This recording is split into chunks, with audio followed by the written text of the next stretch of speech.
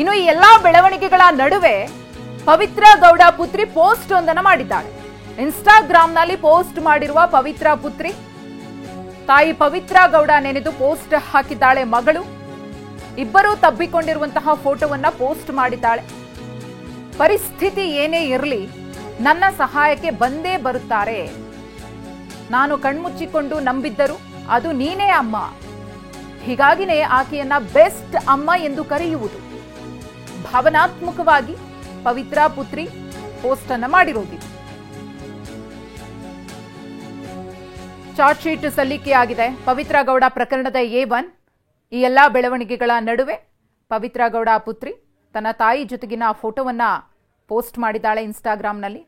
ಒಂದಷ್ಟು ವಿಚಾರಗಳ ಬಗ್ಗೆಯೂ ಕೂಡ ಬರ್ಕೊಂಡಿದ್ದಾಳೆ. ಈ ಹಿಂದೆಯೂ ಕೂಡ ಆಕೆ ತನ್ನ ತಾಯಿಯನ್ನ ನೆನೆದು ಪೋಸ್ಟ್ ಮಾಡಿದ್ಲು. ನನ್ನ ಅಮ್ಮ ಬೆಸ್ಟ್ ಅಮ್ಮ ಅಂತ ಹೇಳಿ, ನನಗೆ ಎಲ್ಲನೂ ಅಮ್ಮನೇ ಅಂತ ಹೇಳಿ ಬರ್ಕೊಂಡಿದ್ಲು. ಈಗ ಮತ್ತೊಂದು ಪೋಸ್ಟ್, ಪರಿಸ್ಥಿತಿ ಏನೇ ಇರಲಿ ನನ್ನ ಸಹಾಯಕ್ಕೆ ಬಂದೇ ಬರ್ತಾರೆ. ನಾನು ಕಣ್ಮುಚ್ಕೊಂಡು ನಂಬಿದ್ರು ಅದು ನಿನ್ನನ್ನೇ ಅಮ್ಮ. ತನ್ನ ತಾಯಿಯ ಬಗ್ಗೆ ಮಾತನಾಡಿರೋದು.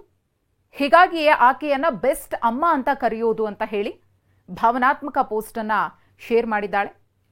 ನನಗೆ ಗೊತ್ತು, ದಿನದಲ್ಲಿ ನನಗೆ ಏನ್ ಬೇಕಿದ್ರು ನೀನಿದ್ದೀಯಾ. ಆಕೆಯನ್ನ ತಾಯಿಯಾಗಿ ಪಡೆಯೋದಕ್ಕೆ ಪುಣ್ಯ ಮಾಡಿದ್ದೀನಿ. ಲವ್ ಯು ಅಮ್ಮ ಅಂತ ಹೇಳಿ ಪವಿತ್ರ ಗೌಡ ಪುತ್ರಿ ಬರ್ಕೊಂಡಿದ್ದಾರೆ. ಪವಿತ್ರ ಜೈಲಿಗೆ ಹೋದ ನಂತರ ತಾಯಿ ನಡೆಸ್ತಾ ಇದ್ದಂತಹ ರೆಡ್ ಕಾರ್ಪೆಟ್ ಸ್ಟುಡಿಯೋ ನೋಡ್ಕೊಳ್ತಾ ಇರುವಂತಹ ಪವಿತ್ರ ಗೌಡ ಪುತ್ರಿ ಅನೇಕ ಬಾರಿ ಪರಪ್ಪನ ಅಗ್ರಹಾರ ಜೈಲಿಗೆ ಹೋಗಿ ತನ್ನ ತಾಯಿಯನ್ನ ನೋಡ್ಕೊಂಡು ಮಾತನಾಡಿಸ್ಕೊಂಡು ಬಂದಿದ್ಲು ಕೂಡ. ಈ ಕುರಿತು ಮತ್ತಷ್ಟು ಮಾಹಿತಿಯನ್ನ ಕೊಡ್ತಾರೆ ನಮ್ಮ ಪ್ರತಿನಿಧಿ ಮಂಗಳ. ಚಾರ್ಜ್ ಶೀಟ್ ಸಲ್ಲಿಕೆಯಾಗಿದೆ ಒಂದು ಕಡೆ, ಮತ್ತೊಂದು ಕಡೆ ಪವಿತ್ರ ಗೌಡ ಪುತ್ರಿ ಒಂದು ಪೋಸ್ಟ್ ಅನ್ನ ಹಾಕಿ ಒಂದಷ್ಟು ಸಾಲುಗಳನ್ನ ಭಾವನಾತ್ಮಕವಾಗಿ ತನ್ನ ತಾಯಿಯ ಬಗ್ಗೆ ಬರ್ಕೊಂಡಿದ್ದಾಳೆ. ಏನ್ ಬರ್ದಿದ್ದಾರೆ ಅಂತ? ಮಧುಶ್ರೀ, ಒಂದ್ ಕಡೆ ಪವಿತ್ರ ಗೌಡ ಏನು ರೇಣುಕಾಸ್ವಾಮಿ ಕೊಲೆ ಆರೋಪದಲ್ಲಿ ಏಟು ಆರೋಪಿಯಾಗಿದ್ದಾರೆ. ಇವತ್ತು ಎಲ್ಲರ ಮೇಲೂ ಕೂಡ ಒಂದು ಚಾರ್ಜ್ ಶೀಟ್ ಸಲ್ಲಿಕೆ ಆಗಿರುವಂತದ್ದು. ಈ ಹಿನ್ನೆಲೆಯಲ್ಲಿ ಮತ್ತೊಂದು ಕಡೆ ಪವಿತ್ರ ಗೌಡ ಪುತ್ರಿ ಖುಷಿ ಗೌಡ ಕೂಡ ತಮ್ಮ ಇನ್ಸ್ಟಾಗ್ರಾಮ್ ನಲ್ಲಿ ಸ್ಟೋರೀಸ್ ಅಲ್ಲಿ ಒಂದು ಪೋಸ್ಟ್ ಅನ್ನ ಹಾಕಿದ್ದಾರೆ ತಾಯಿ ಬಗ್ಗೆ. ಅಂದ್ರೆ ನನಗೆ ಏನೇ ಬೇಕಿದ್ರು, ಪರಿಸ್ಥಿತಿ ಹೇಗೆ ಇರಲಿ, ಸೊ ನಾನು ಕಣ್ಮುಚ್ಕೊಂಡಿದ್ರು ಸಹ ಅದು ನಾನು ನಂಬೋದು ನನ್ನ ತಾಯಿಯನ್ನ ಮಾತ್ರ. ನಾನು ಎಲ್ಲೇ ಇದ್ರು ಹೇಗೆ ಇದ್ರು ನನಗೆ ಏನ್ ಬೇಕೋ ಅದನ್ನ ನಮ್ಮ ತಾಯಿ ಕೊಡಿಸ್ತಾರೆ. ಸೊ ಹೀಗಾಗಿ ನನ್ನ ತಾಯಿ ಪವಿತ್ರ ಗೌಡ ಅವರು ಏನಿದ್ದಾರೆ ಅವರು ನನ್ನ ಬೆಸ್ಟ್ ಅಮ್ಮ. ಸೊ ಹೀಗಾಗಿ ಅವ್ರನ್ನ ಪಡೆಯೋದಕ್ಕೆ ನಾನು ತುಂಬಾನೇ ಪುಣ್ಯ ಮಾಡಿದ್ದೀನಿ. ನನಗೆ ಏನೇ ನೆಸೆಸಿಟಿ ಇದ್ರು, ಅವ್ರು ಯಾವುದೇ ಪರಿಸ್ಥಿತಿಲಿ ಇದ್ರು ನನಗೆ ಅದನ್ನ ಒದಗಿಸಿ ಕೊಡ್ತಾರೆ. ಸೊ ಹೀಗಾಗಿ ಅವರಂತ ತಾಯಿನ ಪಡೆಯೋದಕ್ಕೆ ನಾನು ತುಂಬಾ ಲಕ್ಕಿ ಮಾಡಿದ್ದೆ. ಲವ್ ಯು ಮಮ್ಮ ಅಂತ ಹೇಳ್ಬಿಟ್ಟು ತುಂಬಾ ಎಮೋಷನಲ್ ಆಗಿ ಅವರು ಬರ್ದ್ಕೊಂಡಿರೋವಂಥದ್ದು. ಸೊ ಅಫ್ಕೋರ್ಸ್ ಹೌದಲ್ವಾ, ತಾಯಿ ಅಂತ ಅಂದ್ರೇನೆ ಹಾಗೇನೆ. ಅಂದ್ರೆ ಇದು ಅವ್ರು ಎಷ್ಟೇ ಕಷ್ಟದಲ್ಲಿರ್ಲಿ, ಆದ್ರೆ ಮಕ್ಕಳ ಒಂದು ಕೇರಿಂಗ್ ಆಗಿರ್ಬೋದು, ಹಿತವನ್ನ ಆಗಿರ್ಬೋದು, ಅವ್ರು ಎಲ್ಲೇ ಇದ್ರು ಕೂಡ ಬಯಸ್ತಾ ಇರ್ತಾರೆ, ಕೇರಿಂಗ್ ಮಾಡ್ತಾ ಇರ್ತಾರೆ.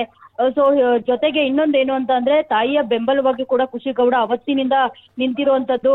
ಏನು ಅವರು ಜೈಲಿಗೆ ಹೋದ ನಂತರ, ಯಾಕಂದ್ರೆ ಪವಿತ್ರ ಗೌಡ ಅವರು ಮುಂಚೆ ರೆಡ್ ಕಾರ್ಪೆಟ್ ಸ್ಟುಡಿಯೋನ ನಡೆಸ್ತಾ ಇದ್ರು.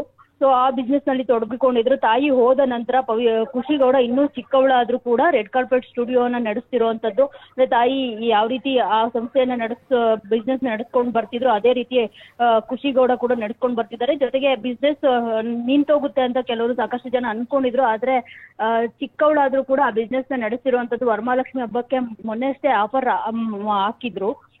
ಸೊ ಇದೀಗ ಗೌರಿ ಹಬ್ಬಕ್ಕೂ ಕೂಡ ಆಫರ್ನ ಮುಂದುವರಿಸಿಕೊಂಡು ಖುಷಿ ಗೌಡ ತನ್ನ ಇಡೀ ಜವಾಬ್ದಾರಿಯನ್ನ, ಮನೆಯ ಜವಾಬ್ದಾರಿಯನ್ನ, ಬಿಸ್ನೆಸ್ ಜವಾಬ್ದಾರಿಯನ್ನ ವಹಿಸಿಕೊಂಡಿರುವಂತದ್ದು. ಮಧುಶ್ರೀ, ಧನ್ಯವಾದ ಮಂಗಳ ತಮ್ಮ ಮಾಹಿತಿಗಾಗಿ. ರೇಣುಕಾಸ್ವಾಮಿ ಕೊಲೆ ಪ್ರಕರಣಕ್ಕೆ ಸಂಬಂಧಪಟ್ಟಂತೆ ದರ್ಶನ್ ಅಂಡ್ ಗ್ಯಾಂಗ್ ವಿರುದ್ಧ ಚಾರ್ಜ್ ಶೀಟ್ ಸಲ್ಲಿಕೆಯಾಗಿದೆ ನ್ಯಾಯಾಲಯಕ್ಕೆ. ಬರೋಬ್ಬರಿ 3,991 ಪುಟಗಳ ಚಾರ್ಜ್ ಶೀಟ್ ಅನ್ನ ಪೊಲೀಸರು ಸಲ್ಲಿಕೆ ಮಾಡಿದ್ದಾರೆ. ಒಟ್ಟು 17 ಆರೋಪಿಗಳ ವಿರುದ್ಧ ಚಾರ್ಜ್ ಶೀಟ್ ಸಲ್ಲಿಕೆ. ಈ ದಿನಕ್ಕೋಸ್ಕರ ಎಲ್ಲ ಆರೋಪಿಗಳು ಕೂಡ ಕಾಯ್ತಾ ಇದ್ರು. ಇವತ್ತು ಈ ಪ್ರಕರಣದ ಎಲ್ಲ ಆರೋಪಿಗಳಿಗೆ ಮಹತ್ವದ ದಿನ. ಒಂದಷ್ಟು ಮಂದಿ ಆರೋಪಿಗಳು ಜಾಮೀನಿಗೆ ಅರ್ಜಿಯನ್ನ ಕೂಡ ಸಲ್ಲಿಸಿದ್ರು. ಪವಿತ್ರ ಇರಬಹುದು, ಅನುಕುಮಾರ್ ಇರಬಹುದು, ಪ್ರದೋಷ್, ಇವರೆಲ್ಲರೂ ಕೂಡ ಜಾಮೀನಿಗೆ ಅರ್ಜಿಯನ್ನ ಸಲ್ಲಿಕೆ ಮಾಡಿದ್ರು. ಆದ್ರೆ ಜಾಮೀನು ರಿಜೆಕ್ಟ್ ಆಗಿತ್ತು. ಇನ್ನು ದರ್ಶನ್ ಕೂಡ ಬಳ್ಳಾರಿ ಸೆಂಟ್ರಲ್ ಜೈಲಿನಲ್ಲಿ ಚಾರ್ಜ್ ಶೀಟ್ಗೆ ಸಂಬಂಧಪಟ್ಟಂತೆ ಒಂದಷ್ಟು ಮಾಹಿತಿಯನ್ನ ಪಡೆದುಕೊಳ್ಳುವಂತಹ ಕೆಲಸಕ್ಕೆ ಮುಂದಾಗಿದ್ದಾರೆ. ಊಟ ಕೊಡೋದಕ್ಕೆ ಬಂದಂತಹ ಸಿಬ್ಬಂದಿಯ ಬಳಿ ಕೇಳಿದ್ದಾರೆ, ಏನು ಚಾರ್ಜ್ ಶೀಟ್ ಬಗ್ಗೆ ಏನಾದರೂ ಗೊತ್ತಾಯ್ತಾ, ಏನು ಸಾಕ್ಷಿಗಳಿದೆ, ಏನು ಕಥೆ, ನನ್ನನ್ನೇನಾದರೂ A2 ಇಂದ A1 ಮಾಡಿದ್ದಾರಾ, ಇದೆಲ್ಲದರ ಬಗ್ಗೆಯೂ ಕೂಡ ಒಂದಷ್ಟು ಕ್ಲಾರಿಫಿಕೇಶನ್ ಪಡೆದುಕೊಳ್ಳುವಂತಹ ಕೆಲಸವನ್ನ ದರ್ಶನ್ ಕೂಡ ಮಾಡಿದ್ದಾರೆ. ಯಾಕಂದ್ರೆ ಅವರಿಗೆ ಅಲ್ಲಿ ಟಿವಿ ವ್ಯವಸ್ಥೆ ಇಲ್ಲ, ಹಾಗಾಗಿ ಏನೇನು ಆಗ್ತಿದೆ ಅನ್ನೋದ್ರ ಬಗ್ಗೆ ಗೊತ್ತಾಗ್ತಾ ಇಲ್ಲ. ಸಿಬ್ಬಂದಿ ಮುಖೇನವಾದರೂ ತಿಳ್ಕೊಳ್ಳೋಣ ಅನ್ನೋ ಕುತೂಹಲ. 10 ಕಡತಗಳು 7 ಸಂಪುಟ ಒಳಗೊಂಡಂತಹ ಚಾರ್ಜ್ ಶೀಟ್ ಸಲ್ಲಿಕೆ, 17 ಆರೋಪಿಗಳ ಪಾತ್ರ ಹೇಗಿದೆ ಅನ್ನೋದ್ರ ಬಗ್ಗೆ ಸಂಪೂರ್ಣ ಮಾಹಿತಿಯನ್ನ ಚಾರ್ಜ್ ಶೀಟ್ನಲ್ಲಿ ಉಲ್ಲೇಖ ಮಾಡಲಾಗಿದೆ. ಡೇ 1 ಅಂದ್ರೆ ಯಾವಾಗ ರೇಣುಕಾ ಸ್ವಾಮಿ ಈ ರೀತಿ ಮೆಸೇಜ್ ಮಾಡ್ತಿದ್ದಾನೆ, ತನಗೆ ಫೋಟೋಸ್ ಕಳಿಸಿದ್ದಾನೆ ಅನ್ನೋದನ್ನ ಪವನ್ಗೆ ಪವಿತ್ರ ಗೌಡ ಮುಟ್ಟಿಸಿದ್ಲೋ ಅವತ್ತಿನಿಂದ ಕೊಲೆ ಮಾಡಿ ರೇಣುಕಾ ಸ್ವಾಮಿಯ ಮೃತದೇಹವನ್ನ ಬಿಸಾಕಿ ಅಲ್ಲಿಂದ ಬಂದು ಯಾವ್ಯಾವ ರೀತಿ ಇವರೆಲ್ಲರೂ ತೊಡಕೊಂಡಿದ್ರು, ಹಾಗೇನೆ ಒಂದಷ್ಟು ಮಂದಿಯನ್ನ ಸರೆಂಡರ್ ಮಾಡಿಬಿಟ್ಟು ಪ್ರಕರಣವನ್ನ ಬೇರೆ ದಿಕ್ಕಿನೆಡೆ ತಗೊಂಡು ಹೋಗೋಣ ಅಂತ ಪ್ಲಾನ್ ಮಾಡ್ಕೊಂಡಿದ್ರಲ್ಲ, ಅದರ ಉಲ್ಲೇಖ ಕೂಡ ಆಗಿದೆ. ದರ್ಶನ್ ಪಾತ್ರ ಹೇಗೆ, ಪವಿತ್ರ ಪಾತ್ರ ಏನು, ಇನ್ನುಳಿದಂತಹ ಆರೋಪಿಗಳ ಪಾತ್ರ ಏನು, ಪ್ರಕರಣವನ್ನ ಮುಚ್ಚಿ ಹಾಕೋದಕ್ಕೆ ಏನೆಲ್ಲ ಷಡ್ಯಂತ್ರಗಳು ನಡೀತು, ಹಣಕಾಸಿನ ವ್ಯವಹಾರವೂ ಕೂಡ ನಡೆದಿತ್ತು, ಸರೆಂಡರ್ ಆದವರಿಗೆ ಎಷ್ಟು ಅಮೌಂಟ್ ಅನ್ನ ಕೊಟ್ಬಿಡೋದು, ಇದೆಲ್ಲದರ ಬಗ್ಗೆಯೂ ಕೂಡ ಚರ್ಚೆಗಳಾಗಿತ್ತು. ಆ ಒಂದು ಮಹತ್ವದ ಮಾಹಿತಿಯನ್ನ ಕೂಡ ಚಾರ್ಜ್ ಶೀಟ್ನಲ್ಲಿ ಉಲ್ಲೇಖ ಮಾಡಲಾಗಿದೆ. ದರ್ಶನ್ ರೇಣುಕಾ ಸ್ವಾಮಿ ಮೇಲೆ ಹಲ್ಲೆ ಮಾಡಿದ್ದು, ಪವಿತ್ರ ಹಲ್ಲೆ ಮಾಡಿದ್ದು, ಅದಕ್ಕೆ ಸಂಬಂಧಪಟ್ಟಂತಹ ಮಹತ್ವದ ಫೋಟೋಗಳು ಕೂಡ ಪೊಲೀಸರಿಗೆ ತನಿಖೆಯ ವೇಳೆ ಸಿಕ್ಕಿತ್ತು.